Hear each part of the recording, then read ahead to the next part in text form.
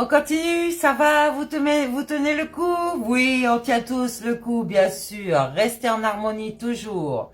Donc, je disais qu'au niveau de la loi divine, elle veille à ce que vous puissiez ne plus trahir votre essence divine. Elle cherche à ce que vous ne puissiez plus vous éloigner de votre axe ou de vous ramener sur votre chemin, en fait, le chemin du milieu, d'accord?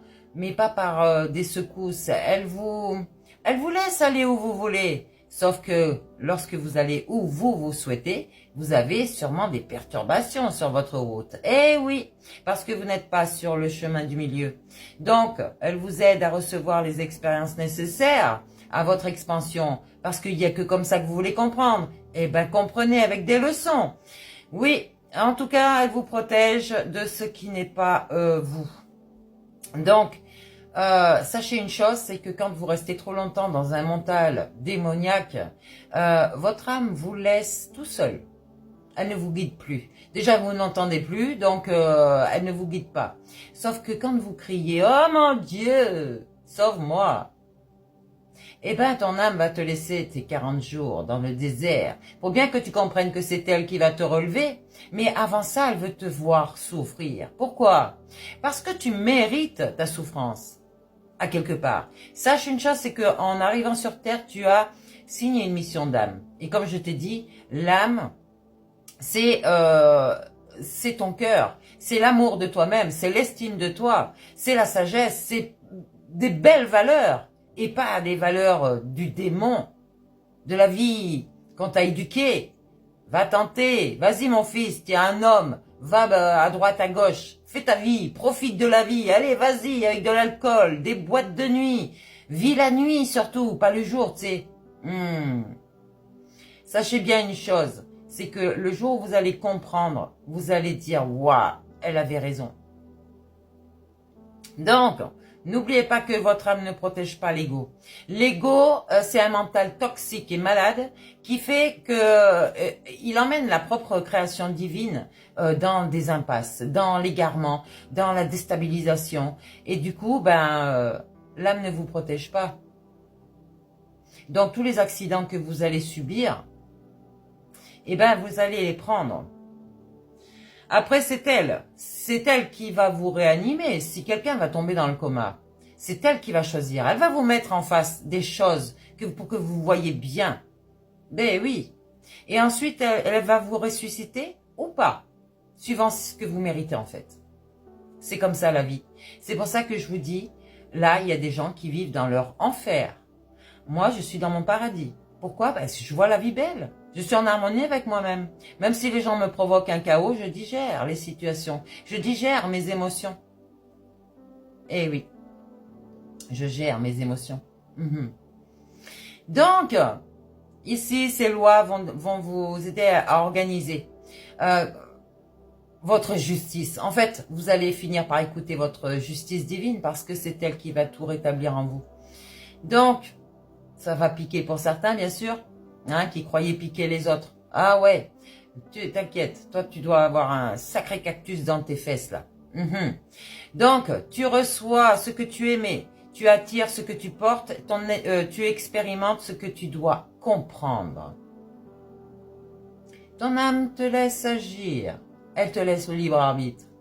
Sauf que le jour où tu vas dire « Ah mon Dieu, viens me sauver », alors là, t'inquiète que tout ton temple va s'écrouler.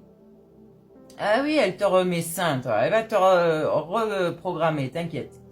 Donc, c'est une pédagogie cosmique, tout simplement. Les lois vont soutenir la création consciente et pas l'inconscience, ok?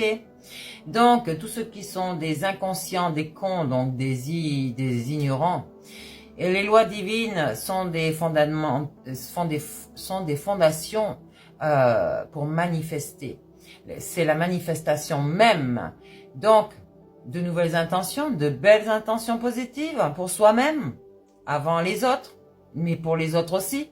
Parce que forcément, quand vous êtes sain, vous êtes sain au niveau de votre matière, et les autres, vous allez aider les autres. Vous allez être bienveillant envers eux, et non plus malveillant, n'est-ce pas? Donc l'alignement s'est fait en vous, la cohérence s'effectue et donc vous allez gérer vos responsabilités et arrêter avec les attachements. C'est une vérité intérieure encore et elle permet de créer sans interférer, sans manipuler, sans forcer. Elle vous enseigne la création depuis la plénitude, c'est-à-dire la paix intérieure et non depuis le manque. Est-ce qu'il vous manque encore des choses dans votre matière? Eh bien, va voir en toi, tu vas les recevoir tes manques. Donc, ces lois-là, eh ben, elles ramènent toujours à l'amour, si vous regardez bien. Restez humbles, mes belles âmes. L'amour est une émotion, ça peut être une émotion très forte, comme une émotion, oui, sensible, l'amour de vous-même déjà, d'accord? L'amour est la force qui unifie, qui guérit, qui clarifie, qui élève. Qui dissout surtout les illusions, hein, les mensonges, et qui restaure la dignité. Donc, on ramène tout à l'essentiel ici, et non plus au superficiel. L'essence de vous-même, l'essence, ciel, ça s'écrit pas de la même façon. Mais tout ça, c'est pour vous tromper. Hein, la compagnie des il et des elle, des anges.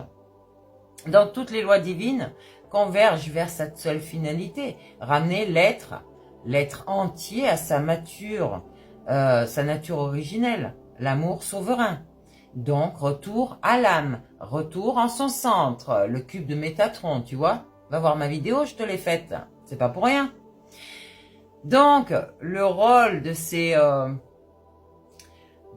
lois divines sont vitales, forcément. Elles vous protègent de l'ingérence, elles vous forgent ce caractère, parce que oui, bien sûr que vous devez vous affirmer face aux autres qui veulent vous manipuler.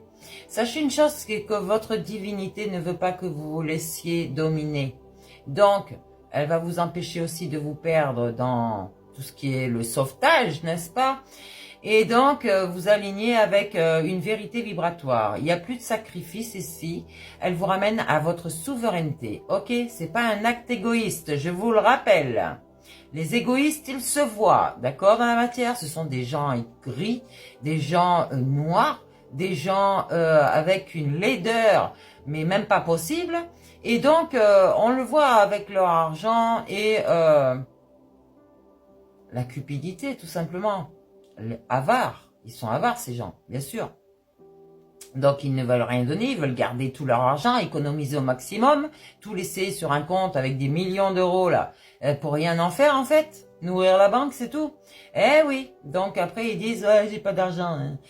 On va soutenir son rayonnement ici. Donc on va structurer une école, d'accord, un enseignement, une œuvre, et c'est ce que je suis en train de créer, et on va révéler l'axe de notre créatrice, donc de notre guide, d'accord, notre guidance intérieure, c'est cette charpente invisible que vous avez structurée sur vous, et donc votre rayonnement.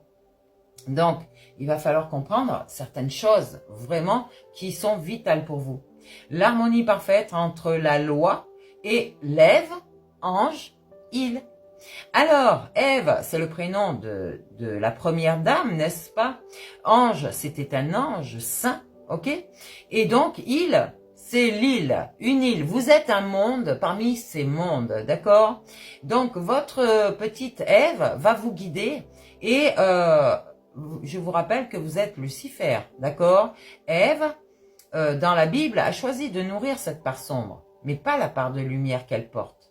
Donc, elle va changer d'avis, elle a nourri donc cette part de lumière, et forcément, il y a cet équilibre qui se crée en elle. Donc, elle a, comment vous dire, elle a nourri cette part sombre avec cette part de lumière, ce qui fait un équilibre, d'accord? Et du coup, ben, elle sait parfaire dans ses imperfections. Elle sait parfaite dans ses imperfections. Voilà. Il y a l'harmonie parfaite entre la loi de Dieu et l'évangile. Donc, le Christ, c'est qui? C'est votre corps physique, d'accord? Jésus, c'est votre corps intègre, ok? Intégral.